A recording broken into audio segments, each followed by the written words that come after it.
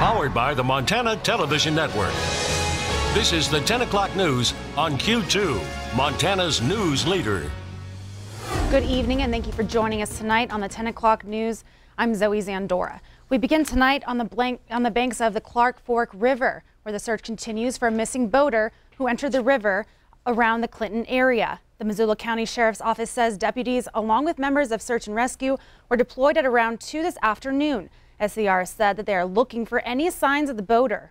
A loading truck with a drift boat trailer was found at Schwartz Fishing Access, which was the presumed drop-in location of the fisherman.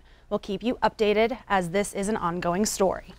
In the past 24 hours, Montana Highway Patrol reports 2 separate fatal crashes on Montana roadways.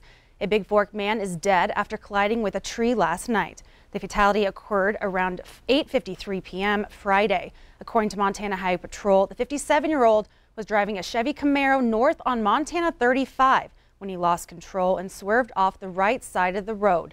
The vehicle then overcorrected and went into the oncoming traffic of Montana 35, continued skidding off the road to the left side of the road. The car then spun around and crossed to the west side of Montana 35, went through a ditch, through a barbed wire fence, and collided with a tree. Alcohol and speed are suspected factors in the incident.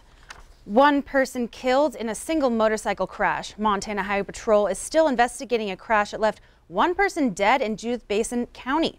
A trooper on scene says it appears the crash involving a single motorcycle happened last night between 8 and 10, killing 1 man. The crash was reported at 12:30 in the afternoon on US 87 at mile marker 58. This is in between the communities of Hobson and Moccasin. The name of the victim has not been released.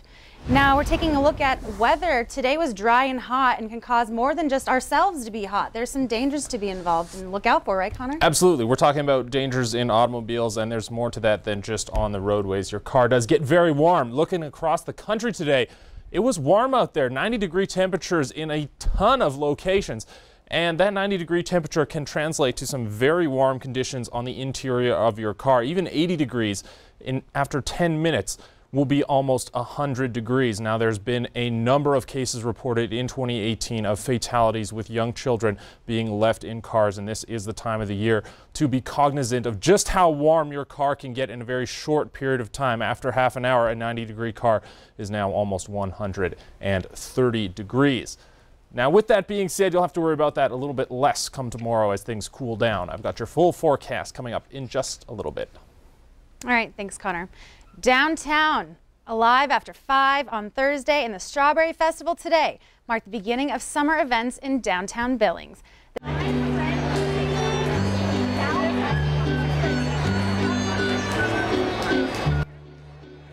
The Billings Youth Orchestra Fiddlers provided some of the entertainment under Sky Point. Food and fare booths lining the streets of downtown Billings, marking the 27th year of the festival. A 60-foot-long strawberry shortcake was even part of the festivities. Up to 7,000 people come to downtown to enjoy the Strawberry Festival. People like to come out, see their friends, hang out outside, and definitely a great family event.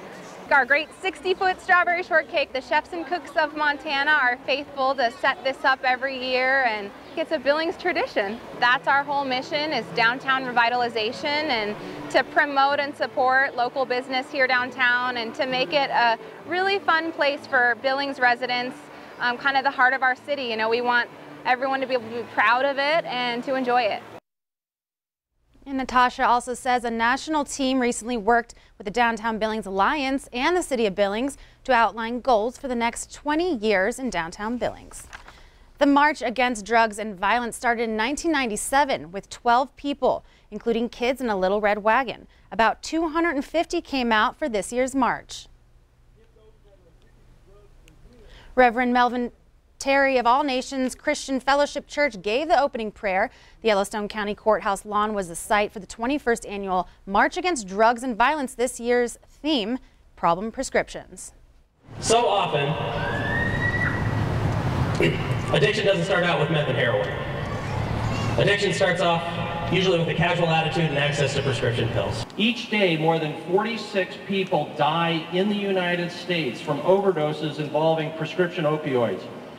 We have lost approximately probably between 100 of our citizens to opiate overdose, be it prescription drugs, heroin, or fentanyl.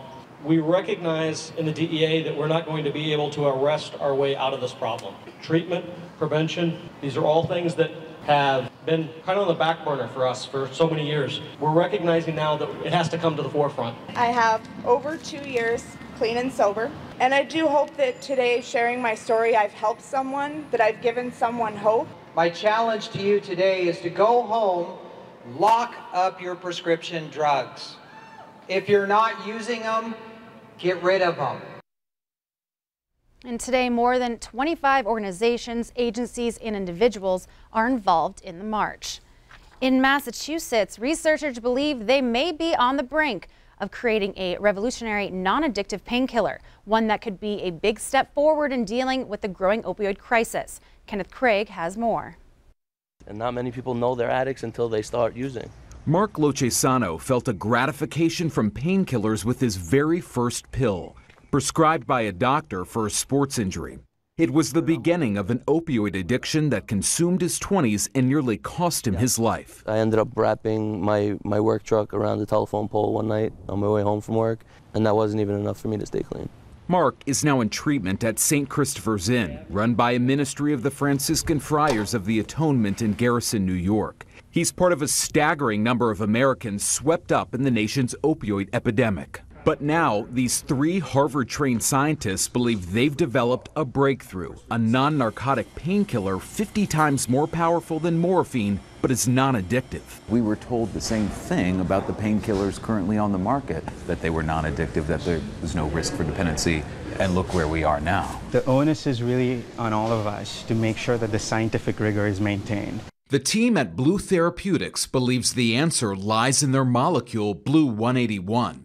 It works by clinging to a different receptor in the central nervous system than opioids, eliminating the narcotic high, abuse, and dependence risks. It targets receptors in the spinal cord, where you are able to reduce the perception of pain without targeting areas of the brain which lead to the addiction side effects. Dr. Robert Griffin specializes in pain management. It takes a long time to really know all the long-term effects and really to prove that something has no risk of addiction over time. Do you see this, your concept, as part of the solution to combating the opioid epidemic? Absolutely. I think the opioid epidemic, the main driver of it is the fact that a lot of us are in pain. And if we don't give effective painkillers, we're never going to solve the problem. Blue Therapeutics says it could be 5 years or so before the drug makes it through clinical trials to see if they confirm its claims. Kenneth Craig, CBS News, Cambridge, Massachusetts. Several other biotech companies, as well as researchers at University of North Carolina and Indiana University, are working to develop similar drugs with different approaches. Blue is preparing for its first clinical trial, but the compound hasn't been tested in humans yet. President Trump talked tough with 6 leaders from the world's leading economic powers during the G7 summit coming up. A pilot whale that died in Thailand, and what major concerns regarding plastic pollution in the oceans came because of it. And later in sports, all-star hoops on the hardwood, all Montana all the time the last few years. Will the dominance continue? Highlights on the way.